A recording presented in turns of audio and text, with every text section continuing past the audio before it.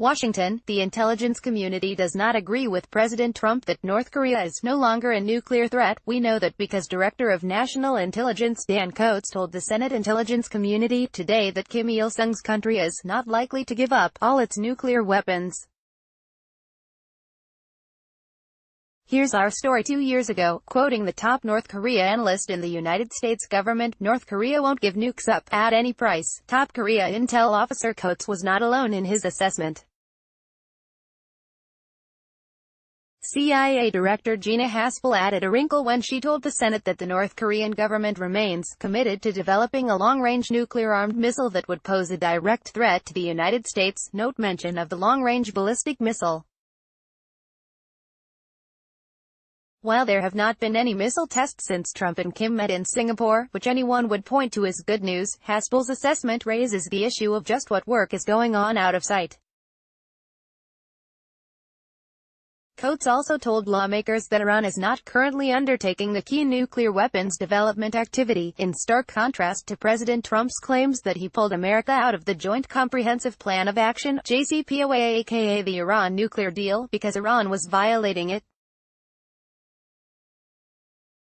And, of course, the intelligence community's top leaders told the Senate Intelligence Committee that the Russians did and still are trying to undermine American and other democracies using social media.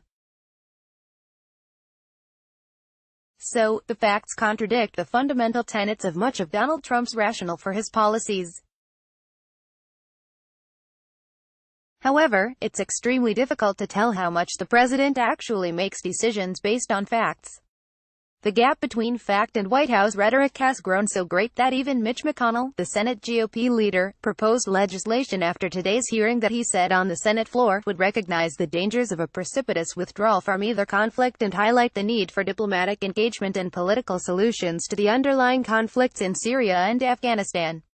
It may be even more important to note that McConnell appeared to issue a rebuke to Trump's America First isolationism when he told his colleagues that, while it is tempting to retreat to the comfort and security of our own shores, there is still a great deal of work to be done, also, in a clear reaffirmation of the fundamental international liberal world order championed by America since World War II. McConnell said that, "We're not the world's policemen, but we are the leaders of the free world." Chinese President Xi Jinping inspects PLA troops. Finally, the Chinese embassy here must have been busy firing off cables that afternoon, and perhaps patting itself on the back after FBI Director Christopher Wray characterized the Chinese counterintelligence threat as more deep, more diverse, more vexing, more challenging, more comprehensive and more concerning than any intelligence threat I can think of. Add to that the high ranking of cyber as a threat, with acknowledgments that China is perhaps the gravest cyber threat, and the increasingly close relationship between Russia and China, and you've got a very full plate.